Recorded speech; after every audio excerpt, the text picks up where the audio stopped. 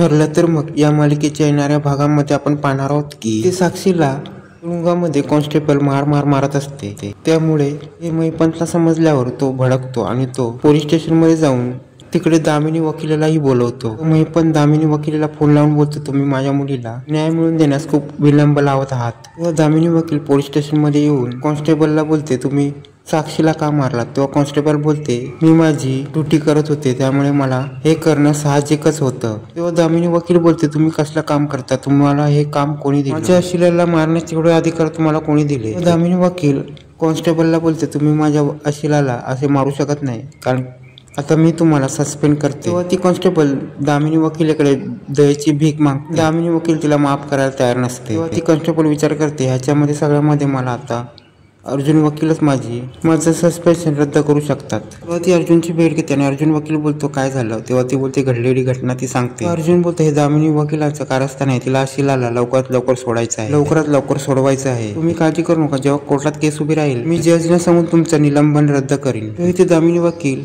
तुरुंगात साक्षीची भेट घेते आणि बोलते, तूच खून नक्की केलायस ना? मी पण बोलतो, काय झालं तर मी ह्यांना सगळं सत्य सांगितलं आहे। तेव्हा साक्षी बोलते, मला मारायचं नव्हतं पण चुकून माझा हा खून झालेला आहे, चुकून माझ्याकडून हा खून झालेला आहे। तेव्हा दामिनी वकील कोणता विटनेस? तेव्हा साक्षी सगळं सांगायला लागते। तेव्हा साक्षी सांगते, माझी मैत्रीण आहे प्रिया, ही त्यामध्ये सगळी साक्ष देत आहे आणि ती माझी विटनेस आहे, ती ह्या सगळ्यामध्ये मला मदत करत आहे। दामिनी वकील बोलते, ही प्रिया फिरणार नाही ना? तेव्हा साक्षी सांगायला लागते, ती आमच्या बाजूने आहे आणि आम्ही तिला पहिला साक्षी सांगते, ती रविराज किल्लेदाराची मुलीला या सगळ्यामध्ये आम्ही तिकडे ठेवलेला आहे आणि ती तिकडे राहून तिकडच्या खबरी आम्हाला देते आणि अर्जुन काय करतो ते सगळं आम्हाला सांगते। आणि आता ती सुभेदार घरामध्ये गेली, पण तिला अर्जुनशी लग्न करायचं होतं, पण ती आता अश्विनशी लग्न करून त्या सुभेदार घरात गेलेली आहे। तेव्हा दामिनी वकील बोलते, ती अजून मदत आपल्याला करते। तेव्हा ती साक्षी सांगते, ती आता त्या घरात राहून सगळं ते अजूनपर्यंत सांगते आहे। तेव्हा दामिनी सांगते की आता तिने लेटेस्ट काय खबर दिली आहे। तेव्हा साक्षी सांगते की तिने सांगितलंय की अर्जुन सुभेदार घाबरलेला आहे।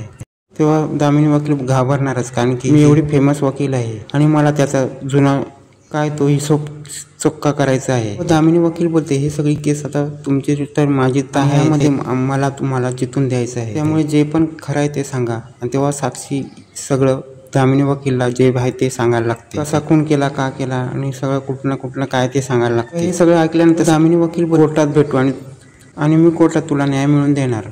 दामिनी वकील तिकडून निघते आणि दामिनी वकील महिपंतला बोलते, या प्रियाला मला भेटायचं आणि ती प्रियाला भेटायला जाते, प्रियाला भेटायला बोलवते। प्रिया घाबरते, बोलते हिने मला का भेटायला बोलवलं? नागराज बोलतो, तिला प्रियाची का भेट घ्यायची? तेव्हा दामिनी वकील बोलते, तुम्ही मध्ये मध्ये काय बोलू नका, मला प्रियाशी बोलायचं आहे। आणि ती प्रियाला प्रश्न विचारायला लागते आणि बोलते, प्रिया तू रविराज किल्लेदाराची मुलगी नाही हे मला माहित कळलंय, पण ते तुझ्या मते इतर कोणाला माहित नाही ना? तेव्हा ती प्रिया बोलते, हे नागराजला आणि महिपंतला आणि साक्षीलाच माहित आहे। तेव्हा ती बोलते, तू रविराज किल्लेदाराची मुलगी आहे ह्याचा फायदा करून घ्यायचा आणि जेव्हा रविराज किल्लेदार कोर्टात येतील तेव्हा दामिनी वकील नागराजला बोलतो, काय झालं तरी रविराज या कोर्टात हजर झाले पाहिजे। झाल्यानंतर ते कोर्टातला सीन दाखवला जातो। जज वकील बोलतात, अर्जुन आणि दामिनी वकील केसच्या कामाला सुरुवात करा। तेव्हा इथे दामिनी वकील बोलते, आजच केस घेतली आणि पवार वकीलनी मला हँडओव्हर केली। तेव्हा अर्जुन बोलतो, किती केस या केसमध्ये किती वकील महिपंत चेंज करणार? तेव्हा दामिनी वकील बोलतो, या केसमध्ये आता वकील शेवटचा असणार आणि ही केस मी संपूर्णच गप्प बसणार। त्यानंतर अर्जुन बोलतो, मला आता इथे तन्वी किल्लेदार बोलवायचं आहे। तेव्हा तन्वी विचार करते की दरवेळी हा मलाच का विचारत असतो? तेव्हा अर्जुन बोलतो, तुम्ही साक्षीदार आहात ना? अर्जुन प्रियाला बोलतो, तुम्ही साक्षीला केव्हापासून ओळखता? तेव्हा प्रिया बोलते, मी लहानपणापासून ओळखते। ते साक्षीला बोलवलं जातं आणि ते बोलते, तुम्ही प्रियाला केव्हापासून ओळखता? साक्षी बोलते, ही केस सुरू झाल्यानंतर आमची ओळख झालेली आहे। तेव्हा अर्जुन बोलतो, हे कन्फर्म लॉक करायचं का? तेव्हा प्रिया बोलते हे बोलून तुम्ही आमच्यावर दबाव टाकताय। हे बोलल्यानंतर अर्जुन बोलतो, मला आता कोर्टात काय दाखवायचं? आणि तो सीसीटीव्ही फुटेज दाखवायला 2 वर्षापूर्वीचा एसके रोडवरील कॅफे मधील हा सीसीटीव्ही फुटेज आहे आणि या सीसीटीव्ही मध्ये कळतंय की ह्या दोघी एकमेकाला भेटले आहेत आणि साक्षी किल्लेदार साक्षी तन्वीला पैसे देते। फुटेजवरून असे सिद्ध होते की प्रिया साक्षीचं कुठलं तरी काम करते आणि ह्या दोघी एकमेकांना 2 वर्षापासून ओळखतायत। आणि असं बोलत आता अर्जुनने प्रियाचं चांगलंच भांडं फोडलं असेल आणि त्यात प्रिया बोलते, नाही हे सगळं, आणि प्रिया गडबडते, हे खोटं आहे। प्रिया बोलते, हे सगळं खोटं आहे। हे ऐकल्यावर दामिनी वकीलला कळत नाही की ही केस मी कशाला घेतली आहे आणि हे झाल्यानंतर आता दामिनी वकील ही केस आता कशी लढणार हे पुढे पाहणे रंजकच होणार आहे।